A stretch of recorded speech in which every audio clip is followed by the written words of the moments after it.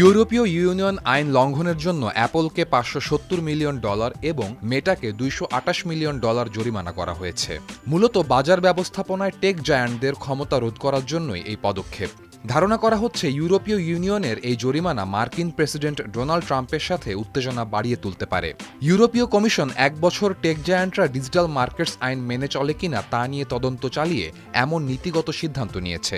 ইউরোপীয় কমিশন তাদের এই তদন্তের মাধ্যমে মূলত টেক জায়ান্টদের আধিপত্যযুক্ত বাজারে ছোট প্রতিদ্বন্দ্বীদের প্রবেশের অনুমতি দেওয়ার চেষ্টা করবে। অ্যাপল জানিয়েছে তারা ইউরোপীয় ইউনিয়নের এই জরিমানার বিরুদ্ধে আপিল করবে। অন্যদিকে মেটা ইউরোপীয় ইউনিয়নের এই জরিমানার নিন্দা জানিয়েছে।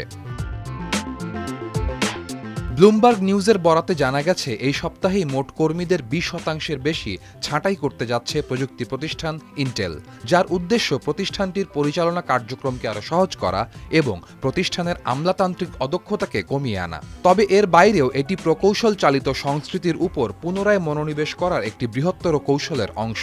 ছাঁটাইয়ের এই ঘটনা নতুন সিইও লিপ বু ট্যানের অধীনে প্রথম বড় পদক্ষেপ হতে যাচ্ছে। জানা গেছে ট্যান চিপ তৈরির পদ্ধতি এবং কৃত্রিম বুদ্ধিমত্তা কৌশলগুলিতে উল্লেখযোগ্য পরিবর্তন আনার কথা বিবেচনা করছেন। এর আগে গত বছরের আগস্টে ইন্টেল প্রায় 15,000 কর্মী ছাঁটাই করে। তবে গত বছরের এই ছাঁটাই এই বছরের $10 বিলিয়ন খরচ কমানোর একটি অংশ মাত্র। একটি প্রতিবেদন অনুযায়ী 2024 সালের শেষ পর্যন্ত ইন্টেলের মোট কর্মী ছিল 1,08,900 জন। গত বৃহস্পতিবার অ্যাডোবি জানিয়েছে তারা তাদের ফায়ারফ্লাই অ্যাপে ওপেন এআই এবং অ্যালফাবেটের গুগল থেকে ইমেজ জেনারেশন এআই মডেল যুক্ত করছে এবং অ্যাপটি মোবাইল ডিভাইসে নিয়ে আসছে। অ্যাডোবি ফটোশপ এবং প্রিমিয়ারের মতো একাধিক সফটওয়্যার প্রোগ্রামের মালিক, যা ভিজুয়াল আর্টে সৃজনশীল পেশাদারদের দ্বারা ব্যাপকভাবে ব্যবহৃত হয়। 2023 সাল থেকে ক্যালিফোর্নিয়ার স্যান হোজে ভিত্তিক কোম্পানিটি তার ফায়ারফ্লাই পরিষেবাতে ছবি এবং ভিডিও ক্লিপ তৈরির জন্য নিজস্ব এআই মডেল তৈরি করছে। তারা গ্রাহকদের প্রতিশ্রুতি দিয়েছে তারা এই মডেলগুলির দ্বারা তৈরি ছবি এবং ভিডিও ব্যবহারের জন্য আইনি দায়বদ্ধতার মুখোমুখি হবে না। তবে গত বছর অ্যাডোবি জানায় তারা চ্যাটজিপিটি নির্মাতা ওপেন এআই এবং অন্যান্য তৃতীয় পক্ষের মডেলগুলিকে তাদের ব্যবহারকারীদের জন্য তাদের পরিষেবায় যুক্ত করবে। তারা আরও জানিয়েছে ফায়ারফ্লাই ব্যবহারকারীরা ওপেন এআই এর GPT image generation, Google Imagen 3, Google VO2 এবং ফ্লাক্স 1.1 প্রো দিয়ে ছবি তৈরি করতে সক্ষম হবেন। পাশাপাশি তাদের নিজস্ব মালিকানাধীন ফায়ারফ্লাই ইমেজ মডেলের একটি নতুন সংস্করণও ব্যবহার করতে পারবেন।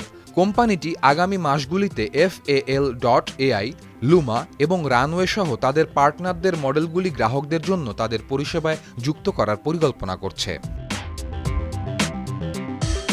চীনা কর্তৃপক্ষ ই-কমার্স প্ল্যাটফর্ম অপারেটরদের ব্যবসায়ীদের পণ্য রিটার্ন না করে গ্রাহকদের মূল্য ফেরত বা রিফান্ড দেওয়া বন্ধ করতে বলেছে।